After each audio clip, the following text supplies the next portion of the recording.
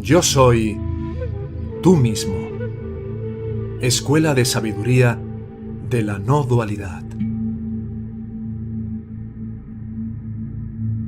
Aquietando tu mente para siempre. Y me gustaría compartir algo con vosotros que considero que es importante acerca de un tema sobre el cual hablaremos hoy en Satsang, que es la cuestión de la maduración. Hoy compartía precisamente Luisa un texto o un audio y me parece importante ver este tema de la maduración, ¿no? Porque a veces, de manera casi imperceptible, se puede instalar la idea de que la vida material y la vida espiritual pertenecen a órdenes distintos, ¿no? Como si una creciera a costa de la otra. Sin embargo, cuando la comprensión empieza a asentarse de verdad, esta división empieza a perder sentido. Hemos de ver que la espiritualidad nunca nos va a alejar de la vida. Nos vuelve, en todo caso, mucho más capaces de habitar nuestras experiencias cotidianas. Nos hace más y nos vuelve mucho más responsables, más honestos con lo que sea que nos toque, en todos los órdenes, en todos los niveles, ¿no? Entonces, es importante ver que no hay absolutamente nada impuro en la materia. No hay nada contrario a la verdad en el hecho de trabajar, de generar recursos, de cuidar el propio cuerpo. Yo creo que más bien, muy al contrario, muchas veces es en esa forma de cuidado donde la comprensión empieza a demostrar su verdadera profundidad.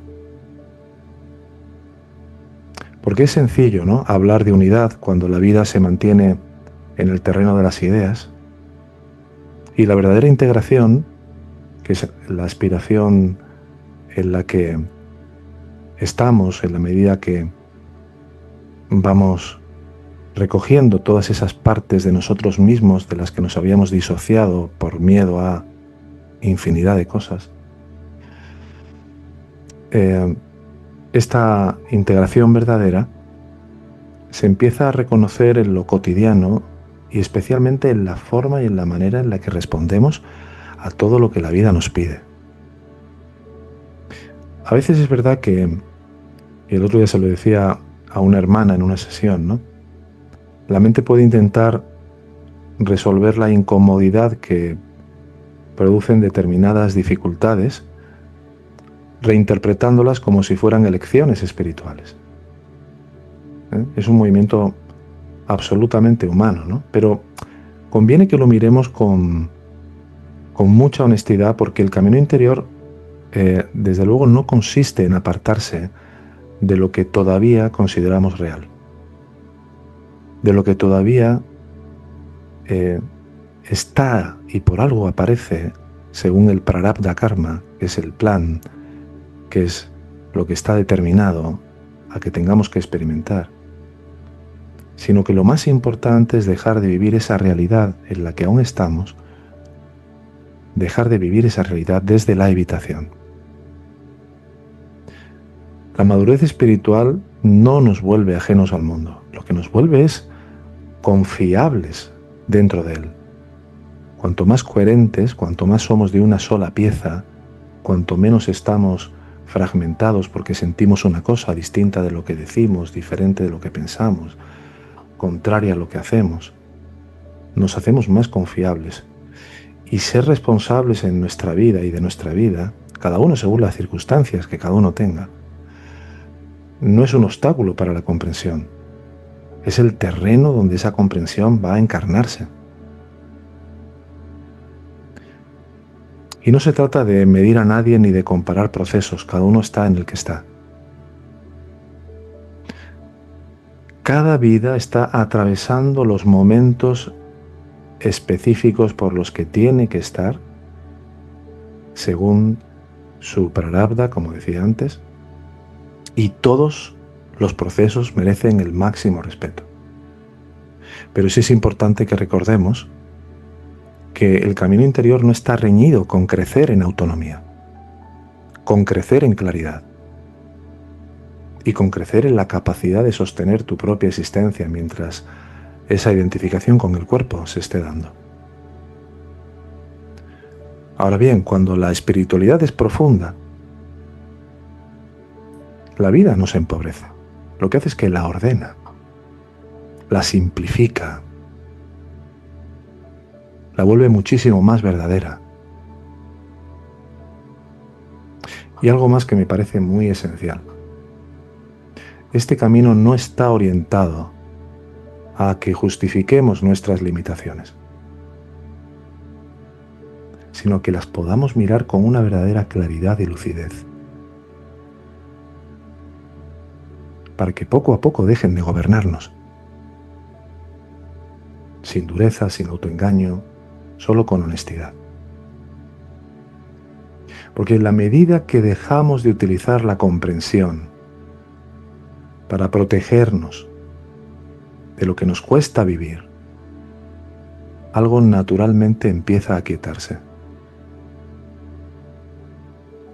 Y en esa quietud, como decía Sri Bhagavan Ramana Maharshi, se reconoce sin esfuerzo aquello que no depende de ninguna condición.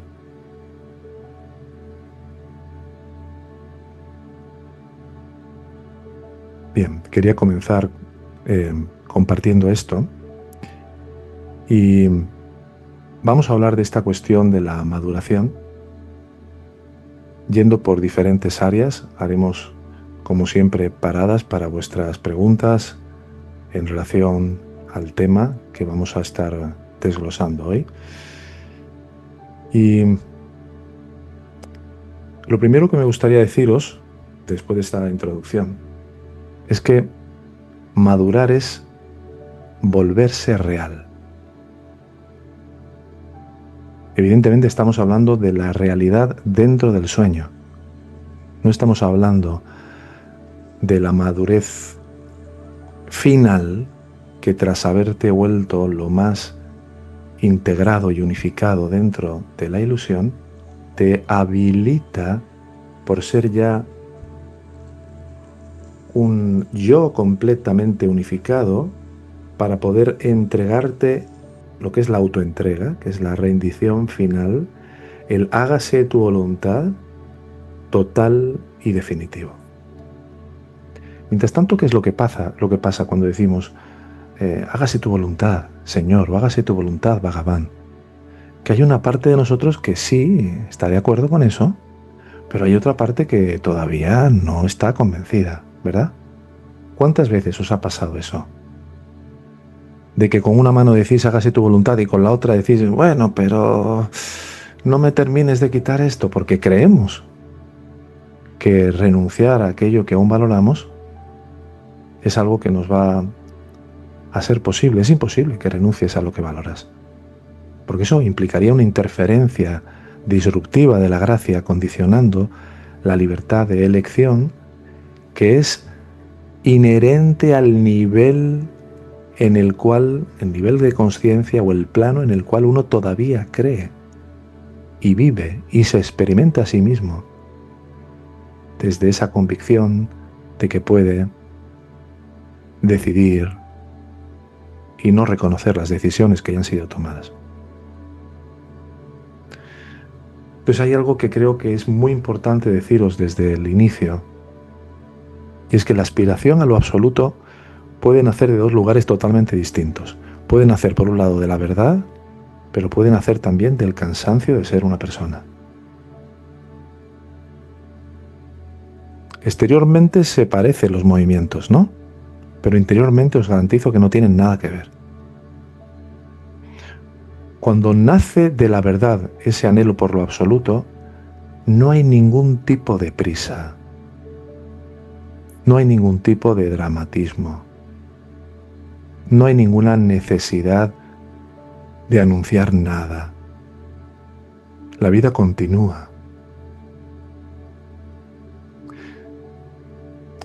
pero algo ha quedado interiormente descentrado de la vieja identificación. Cuando nace del cansancio, sin embargo, lo absoluto aparece como una especie de región donde por fin no va a haber conflicto. Por fin nadie me va a exigir más. Por fin no me voy a tener que exponer. Y entonces, si os dais cuenta, eso ya no tiene nada que ver con la verdad. Pasa a ser una especie de refugio. Y lo que uses como refugio va a terminar deformándose. Entonces, conviene que comprendamos esto a fondo. La enseñanza más alta puede ser utilizada para evitar la propia vida. No es algo excepcional. Es un movimiento totalmente humano. Yo creo que esto todo el mundo lo puede comprender. Pero durante mucho tiempo se ha transmitido la idea de que el obstáculo es el ego. Y diréis, ¿cómo? ¿Entonces no es el ego el obstáculo? Vamos a ver. Cuando hacemos de ego un enemigo, cuando hacemos de ego algo de lo que me tengo que deshacer, no algo que tengo que ver profundamente para reconocer su total ilusoriedad, ¿vemos la diferencia?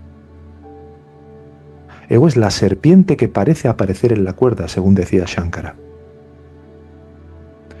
Si vas con un palo a aporrear la cuerda, en algún momento, en uno de esos envites, te vas a dar en la cara. Toda forma de agresión siempre tiene un retorno, tarde o temprano, en uno mismo. ¿Sabéis cuál es en realidad el obstáculo más persistente? El temor a vivir sin protección. Y mientras ese temor no haya sido visto con una verdadera y nítida precisión, tu mente va a estar siempre buscando alguna forma de mantenerse a salvo. Si no lo hace mediante el reconocimiento social, lo va a hacer mediante la pureza espiritual. Si no lo hace mediante el éxito, lo va a tratar de hacer mediante el desapego exhibido a los cuatro vientos. La estructura es la misma. Lo único que cambia es el lenguaje.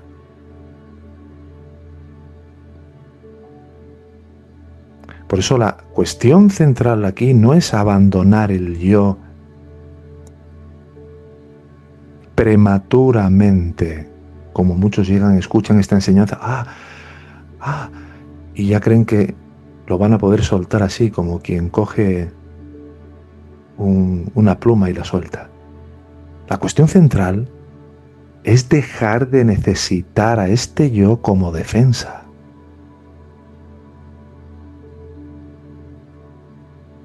Y esa necesidad no desaparece porque comprendas intelectualmente. Hay muchos iluminados intelectuales, muchísimos, cada vez más. Ya lo decía el Cristo. Se llenarán las plazas de personas que hablarán a los cuatro vientos de cosas que entienden con la mente, pero que no han sido capaces de llevar a su corazón. Entonces, esta necesidad, de verdad, no desaparece ni porque comprendas, ni porque tengas una especie de samadhi muy intenso y confundas los fuegos artificiales de los que hablaba Jung, de los que hablaba también Shankara, de los que hablaba también Gaudapada, con lo que es una verdadera realización. Esto se aquieta cuando la persona realmente ha alcanzado una consistencia suficiente para no vivir en una permanente amenaza. Y fijaros, esto, ¿sabéis a qué nos lleva? Esto nos lleva a algo que muy raramente se enfatiza con el suficiente rigor. Es que no se trata de destruir la persona, se trata de volverla lo suficientemente capaz de vivirse a sí misma, de integrarse, de vivir primero una cierta suerte de felicidad incluso en medio de la desgracia, en medio de la pesadumbre, como para que entonces sí esté preparada para poder ir más allá de todo esto. O sea, se trata de volverla a la persona habitable. Volverse habitable, una persona que es habitable, es aquella que puede permanecer en su propia vida sin querer escaparse constantemente de lo que le está tocando vivir.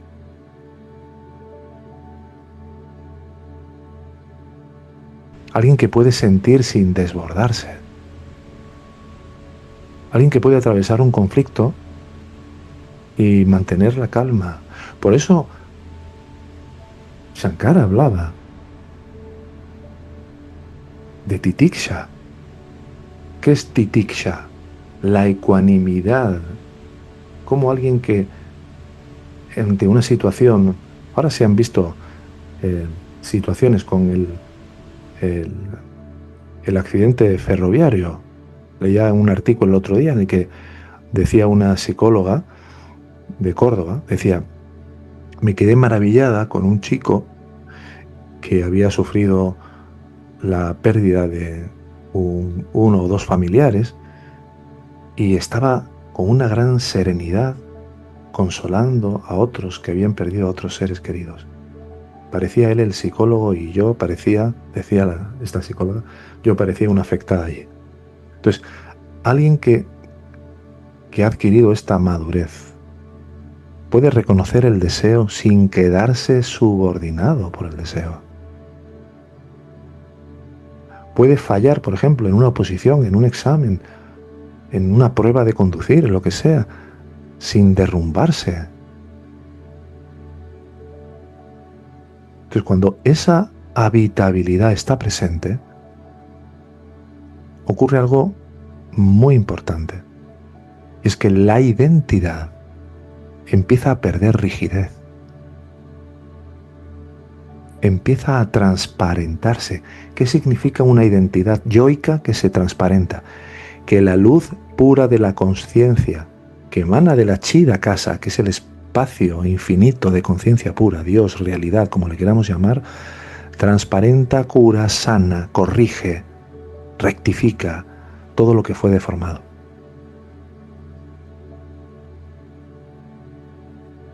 Entonces esa identidad se va volviendo ligera por sí misma.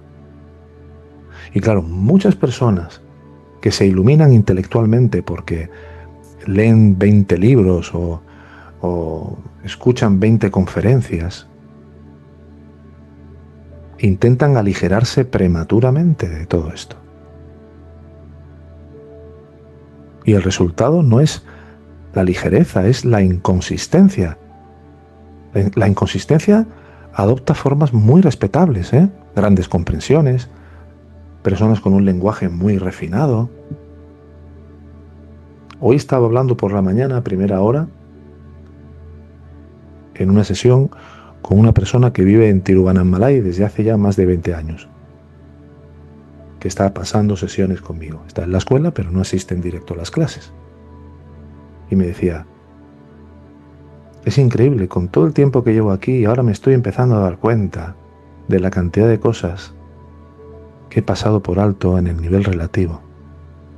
Ya veo por qué no consigo profundizar en mi autoindagación, porque me negaba a mirar y a echar luz allí donde tú ahora me llevas diciendo desde hace un tiempo que me dé cuenta. Claro, ahora veo. Entonces puedes tener estados interiores muy profundos, pero en cuanto la vida concreta, la concreta, te aprieta el zapato, aparece la fragilidad. Y no hay nada que criticar en esto, Lo menciono y os lo transmito porque solo hay que verlo. Porque lo que no se ve te gobierna. Lo que no habitas te habita a ti. Y tu experiencia es un lugar de verificación. Tú te puedes haber leído todos los manuales que quieras sobre cómo conducir. Todos. ver todas las carreras de Fórmula 1, todos los París-Dakar, todo lo que quieras. Te montas en un coche, si no tienes experiencia no lo vas a saber llevar.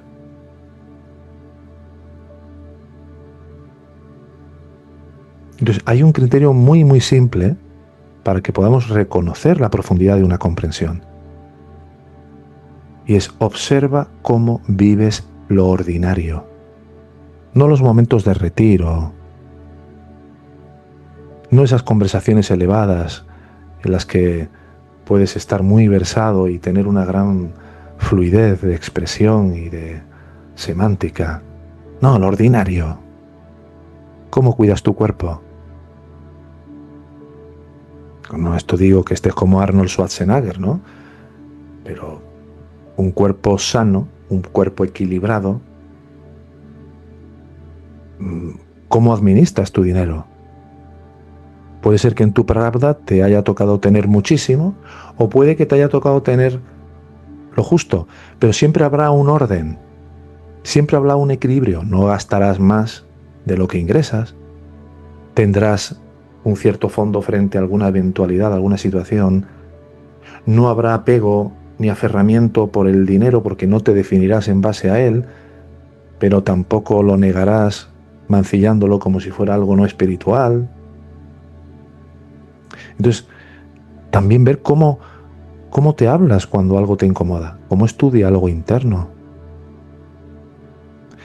cómo te respondes a ti mismo cuando no obtienes lo que esperas, de qué forma sostienes una responsabilidad que te toca en un trabajo o con un familiar o lo que sea cuando la situación empieza a dejar de ser agradable. Hay gente que tiene padres a su cargo, por ejemplo, ¿no? Y que tienen que hacer un montón de cosas porque el padre no puede andar, porque la madre está tal, y los cuida y los ama y los trata, y sí, termina cansado, pues reventado, pero se va a la cama con una sonrisa a decir: menos mal que puedo darles a mis padres este amor, este cariño, que además, como decía el Buda, ni aunque lleváramos a nuestros padres a cuestas toda la vida les podríamos devolver lo que nos han dado. Pero claro, hay también que en cuanto a alguien le toca un poquito de poner un poquito de su parte para alguna de estas cosas, está resoplando por las esquinas. Y está: la que tengo con mi madre que está enferma, la que tengo tal, y fíjate que tengo que ir a ver a tal. Pero luego pasa un rato, coge el teléfono, habla con su amigo Pepe o quien sea, y no somos el hacedor. El amor impersonal. Entonces, en estas cosas ordinarias es donde se revela cuál es tu verdadero grado de integración. Lo absoluto no necesita ser defendido, pero la comprensión sí necesita ser encarnada. Porque de otra forma lo que hace es que se vuelve decorativa. Una enseñanza decorativa, ¿sabes qué es? Es esa que embellece tu discurso, pero que no reorganiza tu vida en lo más mínimo. Y una vida que no está verdaderamente organizada, cuando digo organizada quiero decir equilibrada, siempre termina pidiendo de una u otra manera algún tipo de anestesia. Ya sea pues enchufándote a videojuegos o a ver películas de Netflix todo el día. Esto es muy habitual hoy en día, ¿eh? Hay estudios y artículos académicos que hablan de cómo ha habido un incremento exponencial de personas que pasan las horas enchufadas a series o a videojuegos. Porque ponerse, por ejemplo, a hacer un deporte, aprenderlo a tocar o aprender a tocar la guitarra requiere de... esto cansa y me equivoco y ya llega un momento que me desespero. Yo mejor le doy al botón. Ahora, la integración no es mejora personal, ¿eh? Cuidado. Aquí es importante que despejemos un malentendido. Integrar no es que tú te vuelvas una mejor persona en un sentido moral. Integrar es dejar de estar dividido. Y la división interior, pues si algo hace es que consume una cantidad de energía tremenda. ¿Por qué? Porque mantiene a tu mente en una vigilancia todo el rato. Como si todo se pudiera convertir en una amenaza para tu autoimagen, para la autoimagen que has fabricado acerca de ti mismo. Y claro, cuando esa vigilancia se relaja, pues claro, aparece una forma de descanso que no depende de circunstancias favorables. Ese descanso al que me estoy refiriendo no es un estado especial. Es la ausencia de fricción innecesaria.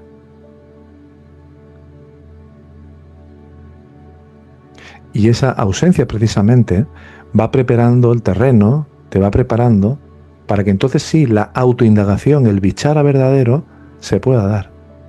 Pero no como un intento de escapar de la incomodidad que te genera la angustia, la ansiedad, el miedo. Ahora, si hablamos de Ramana Maharshi, o hablamos de Ramakrishna, o hablamos del Buda, o hablamos del Cristo, en estos casos, por ejemplo, el que has compartido de cuando él entró en aquella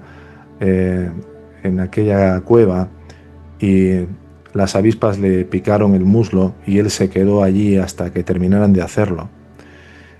Estamos hablando de un ser que ya había trascendido completamente la identificación con el cuerpo y que quería dar una lección de total respeto y había una total desafectación absoluta. Claro, aquí cuando confundimos los niveles podemos incurrir sin darnos cuenta en lo que es el famoso bypass espiritual, ¿verdad? Claro, fíjate en algo. Cuando una persona comienza a observarse con mayor profundidad, inevitablemente va a surgir la pregunta: oye, ¿cuándo actúo y cuándo no? ¿Cuándo el silencio es sabiduría y cuándo es una forma de evitación? ¿Cuándo una acción libera y cuándo una acción lo que hace es que te encadena más a lo que llamamos el samsara, ¿no? Que es el eterno discurrir de renacimientos, ¿no? Ya sabemos por la enseñanza de que aquí nadie renace, ¿eh? Son proyecciones de sueños de vida que se reabsorben y se vuelven a reproyectar, ¿no? Entonces, la llamada, digámoslo así, línea delgada no se encuentra en la conducta visible que alguien tenga. Se encuentra en ese lugar interno, como te decía antes, desde el cual nace esa conducta. Dos personas pueden hacer exactamente lo mismo, por ejemplo, callar o responder a algo. Pero el movimiento interior puede ser también absolutamente distinto. Hay silencios, por ejemplo, puedes estar un día en una reunión y quedarte callado porque desde la lucidez, desde la comprensión te das cuenta de que hablar en ese momento no toca y lo sientes y lo reconoces profundamente. Y sin embargo, hay silencios que nacen del miedo. Me callo porque si hablo vaya a ser que o pierda esta pareja o se enfade conmigo mi jefe y me eche de la empresa o lo que fuera. Entonces es importante ver que hay respuestas que van a brotar de la claridad y otras que lo que son es una pura descarga emocional. Por eso la cuestión no es tanto reaccionar o no reaccionar, sino desde dónde se está moviendo uno en cada instante. En el lenguaje tradicional de las enseñanzas, lo que se nos dice es que el karma no es un sistema de premios y castigos. Es un sistema simplemente que le da continuidad a los movimientos que no se han visto. Es decir, si yo no era consciente de que estaba mintiendo a alguien porque hice de la mentira una forma de vivir, porque en mi casa mi madre y mi padre mentían a destajo, en algún momento cuando yo en una situación futura me encuentre con que alguien no me dice la verdad y eso me supone un perjuicio, eso que estoy viviendo es simplemente un efecto de algo que para mí era inconsciente, pero que ahora se me ofrece la oportunidad de que yo a través de esa experiencia pueda ver y pueda reconocer algo que antes para mí era totalmente ignoto. Pues cada vez que actuamos desde cualquier automatismo, lo que hacemos es reforzar esa cadena. Cada vez que una acción lo que hace es que nace desde un mayor grado de conciencia, algo empieza a desatarse. Entonces es importante, con esto termino, de que no se trata de que vivamos calculando. Calculando quiero decir consecuencias. Porque ese tipo de vigilancia excesiva normalmente lo que hace es que vuelve muy rígida, ¿no?, la vida interna de cualquier aspirante, de cualquier sadhaka en el camino. Se trata mucho más, o más bien, de cultivar la sensibilidad para poder notar y percibir el impulso antes de actuar. El brote de la Abhiseya Vasana, el brote de esa inclinación primigenia que anida en el cuerpo causal y que solo cuando hay una fineza en la capacidad de reconocer ese impulso, uno de repente se para. Ahora, cuando una acción viene acompañada de urgencia, de tensión en tu cuerpo, de necesidad de demostrar, de compensar cualquier sentimiento de falta o de carencia que uno tenga, de defender una imagen, normalmente es la memoria emocional, el samskara, que llamamos en la enseñanza, que es ese tipo de pensamiento que ha hecho un surco en la mente y que se repite condicionadamente, lo que nos lleva a conducirnos de la manera en la que nos conducimos. Entonces, cuando hablamos de Ramana, cuando hablamos del Cristo, cuando hablamos de Ramakrishna, del Buda, etc., hemos de ver que ellos estaban en un nivel, por decirlo de alguna manera, donde nos ofrecían ejemplos. Ellos ofrecían ejemplos en diferentes niveles, pero en este caso en particular era un ejemplo de la total negación del yo. Y como estamos viendo hoy, nadie puede llegar a negar totalmente un yo que no se ha habitado primero. Si no ha habido un desarrollo del propio sentido de individuación, si tú no has habitado tu casa, no puedes dejar tu casa. Y normalmente la mayor parte de las personas no se han habitado a sí mismos, como dije antes.